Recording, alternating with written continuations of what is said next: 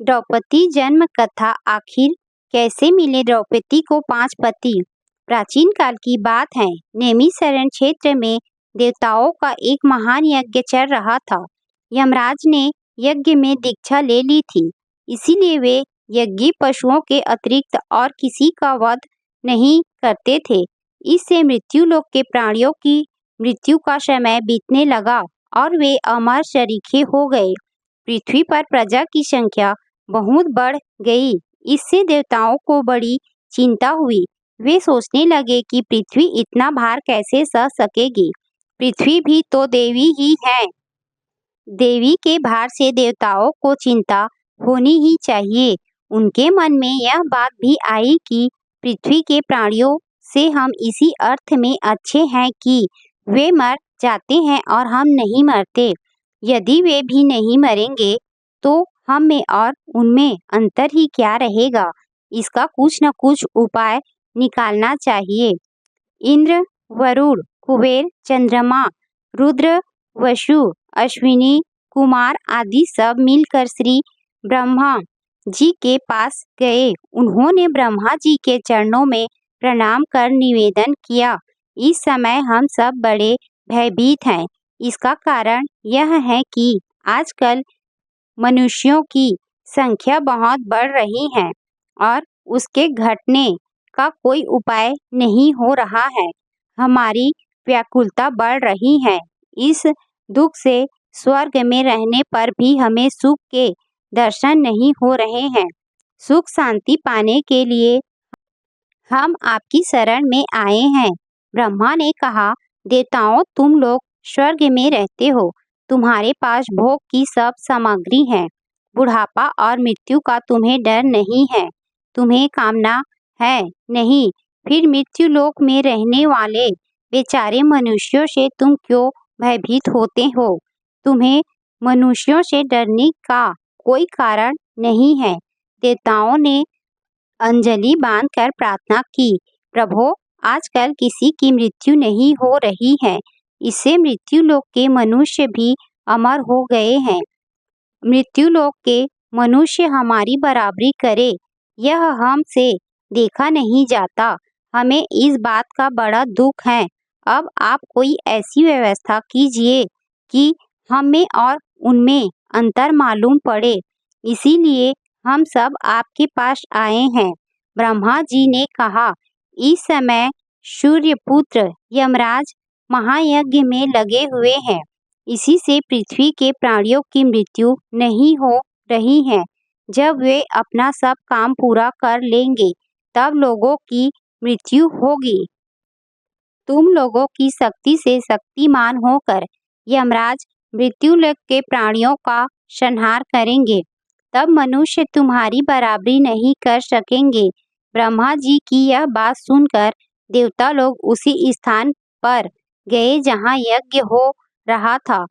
एक दिन सब लोग नदी के तट पर बैठे हुए थे। उन्होंने देखा कि धारा में एक बड़ा ही सुंदर सोने का कमल बहा जा रहा है। उसे देखकर उन लोगों को बड़ा आश्चर्य हुआ।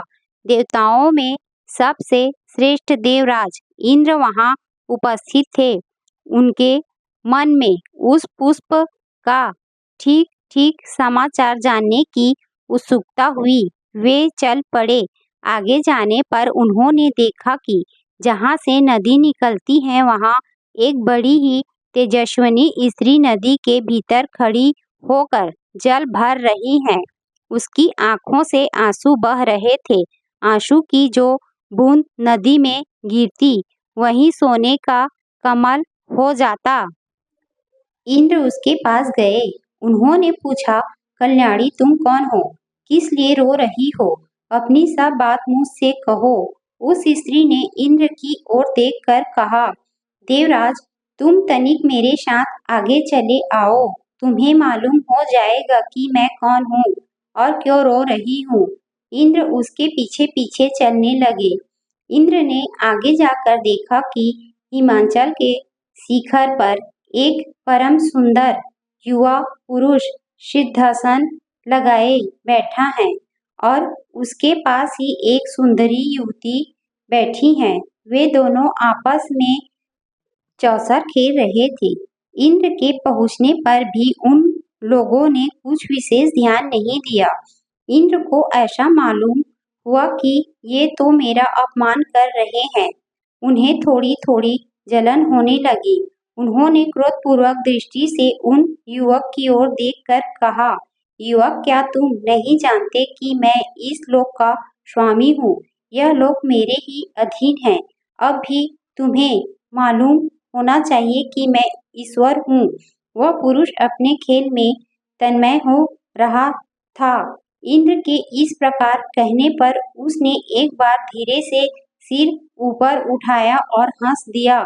एक बार उसकी दृष्टि इंद्र पर पड़ गई। दृष्टि पड़ते ही इंद्र ठूठ के समान हो गए। न ही वे हिल सकते थे, न डोल सकते थे। वह स्त्री रोने लगी। खेल समाप्त होने पर उस युवा पुरुष ने रोती हुई स्त्री से कहा, इंद्र को मेरे पास ले आओ। मैं इंद्र का अनिष्ट नहीं कर रहा हूँ। मैं ऐसा उपाय कर रहा हूँ जिससे फिर इंद्र को अपने ईश्वरपने का कभी गर्व नहीं हो। स्त्री ने जाकर ज्यों ही इंद्र के शरीर का स्पर्श किया, त्यों ही इंद्र पृथ्वी पर गिर पड़े। तेजस्वी युवक रूपधारी भगवान शंकर ने कहा, इंद्र, अब कभी इस प्रकार का अभिमान मत करना कि मैं ईश्वर हूँ। तुम्हारे शरीर में जो शक्ति है वह तुम्हारी नहीं, दूसरे की है। अच्छा माना कि तुम्हारे अंदर बड़ी शक्ति है, इसलिए तुम इस बड़ी सी पर्वतशिला को हटाकर नीचे की गुफा में जाओ। वहाँ तुम्हारे समान और भी तेजस्वी इंद्र है। इंद्र ने वैसा ही किया। उस शिला के हटाने पर इंद्र ने देखा कि उन्हीं के समान और भी 4 इंद्र वहाँ हैं। उन्हें देखकर इंद्र बहुत ही दुखी हुए। वे सोचने लगे, क्या मेरी दशा भी इन्हीं के समान होगी? भगवान शंकर ने अपने दया भरे चेहरे को तनिक कठोर बनाया और भयंकर भाव प्रकट करते हुए कहा, इंद्र, मूर्खता के कारण तुमने मेरा अनादर किया है। जाओ, तुम भी इसी गुफा में रहो। शंकर की बात सुनकर इंद्र डर के मारे थर थर कांपने लगे। उन्होंने अंजलि बांधकर सिर नवाकर भगवान शंकर से निवेदन किया, प्रभो, आपने मुझ पर विजय पाई। आप स्वयं तीनों लोकों के स्वामी हैं। भगवान शंकर बड़ी उग्र हंसी हंसने लगे। उन्होंने कहा, ऐसे अभिमानियों को कभी क्षमा नहीं करना चाहिए। वे चारों पुरुष भी जिन्हें तुम गुफा में देख रहे हो, ऐसा ही काम कर चुके हैं। उसी के फलस्वरूप उन्हें यह दशा प्राप्त हुई है। अब तुम भी इन्हीं की भांति गुफा में पड़े रहो। इसके बाद तुम सबको और इस स्त्री को मनुष्य योनि में जन्म लेना पड़ेगा। यह स्त्री तुम्हारी धर्म पत्नी होगी। वहाँ तुम लोग अद्भुत कार्य और असंख्य प्राणियों का नाश करके फिर अपने कर्म के फलस्वरूप पूर्वोपार्जित इंद्रलोक में आ जाओगे। इसके अतिरिक्त मनुष्य लोक में तुम्हें और भी काम करने पड़ेंगे। मेरी बात सर्वथा सत्य होगी।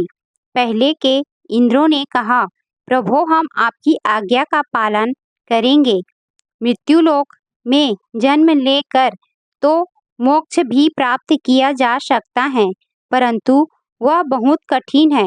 हमारी प्रार्थना है कि हम किसी मनुष्य के द्वारा उत्पन्न न हो, बल्कि धर्म, वायु, इंद्र और अश्विनी कुमारों से ही हमारी उत्पत्ति हो। दिव्य अस्त्रों के द्वारा हम मनुष्यों से युद्ध करें और अंत में अपने लोक में लौट आए। नए आए हुए इंद्रों ने कहा, मैं देव कार्य के लिए 5वां पुरुष उत्पन्न कर दूंगा। भगवान शंकर ने उनकी प्रार्थना स्वीकार की और उस स्त्री को आज्ञा दी जो कि उस समय भी रो रही थी। उन्होंने कहा, कल्याणी, तुम स्वर्ग की लक्ष्मी हो। तुम आदिशक्ति लक्ष्मी की ही अंश स्वरूपा हो। तुम भी इन लोगों के साथ मृत्युलोक में जाओ और इन 5 की धर्मपत्नी बनो। उस स्त्री ने भगवान शंकर की आज्ञा शिरोधार्य की। उन 5 इंद्रों के नाम ये हैं: विश्वभूख, भूत, धामा, शिबी, शांति और तेजस्वी। यह स्त्री स्वर्ग की लक्ष्मी थी। इसके बाद भगवान शंकर उन पांचों इंद्रों और उन स्त्री को लेकर पुराण पुरुष अजन्मा भगवान नारायण के पास गए। नारायण ने भगवान शंकर के कार्य का अनुमोदन किया। उन्होंने कहा, शंकर, तुम तो मेरी आत्मा ही हो। तुम्हारे द्वारा जो कार्य होगा वह सर्वथा मेरी इच्छा के अनुरूप ही होगा। आजकल पृथ्वी का भार बहुत बढ़ गया है। लोगों की संख्या बहुत हो गई है। धर्म कर्म में रुचि कम होती जा रही है। लोग अपने को अमर मान रहे हैं। मनुष्यों के रूप में बहुत से दैत्य प्रकट हो गए हैं। इन देवताओं के मन में भी यही इच्छा थी कि अब उनका संहार हो, सो तुमने इनकी वासना पूर्ण की। अब यही लोग चलकर संहार कार्य संपन्न करे। मैं भी यदुवंशियों में अवतरित होने वाला हूँ। मैं उनके कार्य में सहायता करूँगा। धर्म राज्य की स्थापना और अधर्म राज्य का विनाश तो मुझे करना ही है। यह बड़ा अच्छा हुआ। मैं तुम्हारे इस कार्य का समर्थन करता हूँ। भगवान शंकर बहुत ही प्रसन्न हुए। इन इंद्रों को भी बड़ा आनंद हुआ। वह स्त्री तो फूली नहीं समाती थी। हमारे कार्य से भगवान की सहानुभूति है और वे हमारे साथ रहेंगे। यह सोचकर वे सब गदगद हो रहे थे। वे नारायण ही कृष्ण रूप में अवतरित हुए। पहले के चारों इंद्र युधिष्ठिर, भीमसेन, नकुल और सहदेव हुए।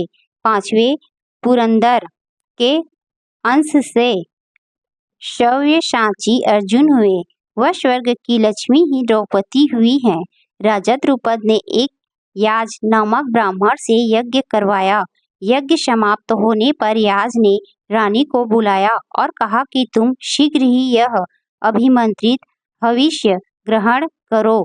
एक कन्या और एक पुत्र तुम्हें प्राप्त होगा।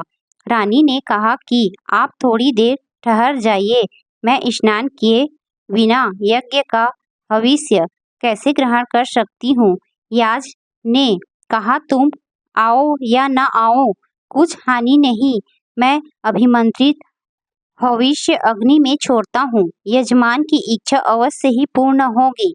आहुति छोड़ दी गई। उसी समय अग्नि के समान तेजस्वी मुकुटधारी उत्तम कवच, खड्ग और धनुष बाण धारण किए एक कुमार अग्नि से प्रकट हुआ। इसके बाद एक अनिग्ध सुंदरी कुमारी भी प्रकट हुई।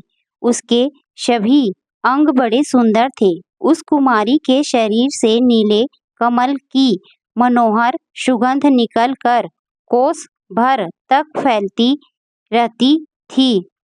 आकाशवाणी हुई कि यह स्त्री क्षत्रिय वंश के नाश का कारण होगी। यही स्वर्ग की लक्ष्मी शरीर धारण करके द्रौपदी कहलाई।